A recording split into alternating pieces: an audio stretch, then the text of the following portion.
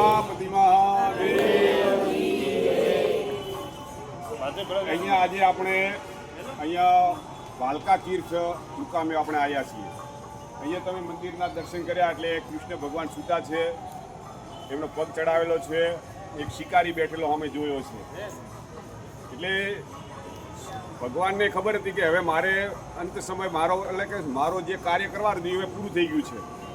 ભગવાનના જે યાદવ કુળમાં જે યાદવો હતા એ બધા વ્યસનને વળગી ગયા હતા, દારૂ પીવાના આવા વળગી ગયા। એટલે ભગવાનના હવે કે એમ કે મારે હવે સુધરેમ છે નહીં આ બધા, એમનો અહીંયા નાસ્તો થવાનો જ હતો, દુર્વાસા મુનિએ શ્રાપ આપેલો હતો।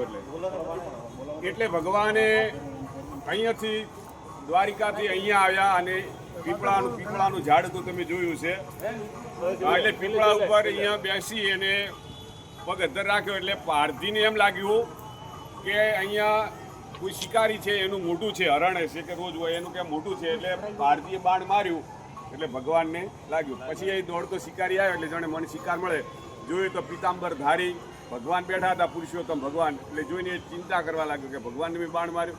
ભગવાન કે તું કોઈ ચિંતા ન કર, આ મારી મરજી મુજબ જ થયું છે, આ મેં જ કરાયું છે ને તે કર્યું છે, એમાં તારો કોઈ વોક નથી। આગળના જન્મમાં મેં તને બોણ માર્યું હતું, તમને ખબર હતો કે સુગ્રીવ અને વાલી બે ભાઈ હતા, બરાબર? વાલીએ સુગ્રીવની પત્નીની વાલીએ લઈ લીધી હતી અને સુગ્રીવને ગાડી મૂક્યો હતો। એટલે એ એક પર્વત ઉપર રહેતો હતો, એ પર્વત ઉપર એવું વરદાન હતું કે વાલી એ જઈ શકતો નહીં, એને બચતો। પછી ભગવાન સાથે એની દોસ્તી થઈ, ભગવાન સીતાજીને શોધવા નીકળ્યા એટલે એની સુગ્રીવ સાથે દોસ્તી થઈ અને ભગવાને પછી એને આશ્વાસન આપ્યું, એની મિત્રતા કીધું કે મિત્ર તું મારો મિત્ર। પછી એને કીધું કે મારી પત્ની લઈ લીધી છે વાલીએ, તો હવે મારા મોટા ભાઈ પાસેથી મને અપાવો રાજ્ય। પછી ભગવાને એમને બે ભાઈઓ વચ્ચે યુદ્ધ થયું। પહેલી વખત તો સુગ્રીવ માર ખાઈને જોઈ જતો રહ્યો, પછી ભગવાને હાર પહેરાયો અને પછી એને ભગવાને એને બાણ માર્યું। એટલે એ બાણનો બદલો કે હવે તારો બદલો કે માર ચૂકે, એટલે આપણે જે કર્મ કર્યા છે એનો બદલો ચૂકે ભગવાનને ચૂકવવો પડે ને। ભગવાને રામ બની અને એને માર્યું હતું બાણ, તો બીજા જન્મમાં ભગવાન કૃષ્ણ બન્યા અને પેલો જરા નામનો ભારતી બન્યો અને એને બાણ માર્યું। એટલે કે મારી મરજી મુજબ થયું, એટલે તું કોઈ અફસોસ કર નહીં।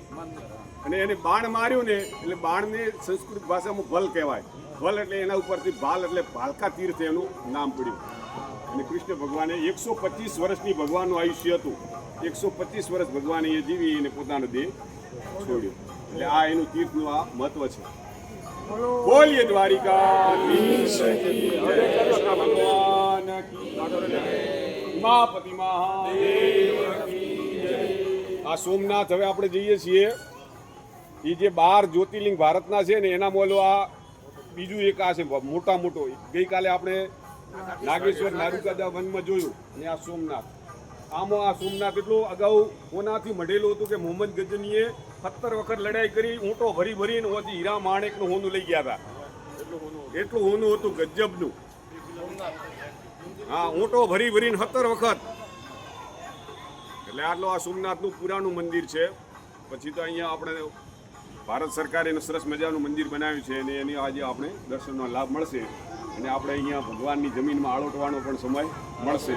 અને બને એટલા સુધી આજે ઓમ નમઃ શિવાયના જાપ કરજો, કારણ કે આ તીર્થમાં અને આ એક જ્યોતિર્લિંગ કહેવાય મોટા મોટું।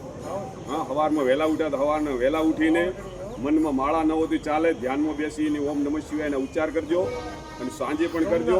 એટલે આ ભગવાનના દર્શન કરવાનો લાભ આપ ભાગ્યશાળી છો, એટલે દરેકને મળ્યો છે, બધાને કોઈ મળતો નથી। કરવા ઘણા નહીં હોય પણ જઈ ન હોય કે ટાઈમ સેટ ન થાય, કોઈ મહેમાન આવી જાય, ઘરે કોઈ એવી ઘટના બની જાય, પણ જેના નસીબમાં જેના ભાગ્યમાં હોય એને આ લાભ મળે છે।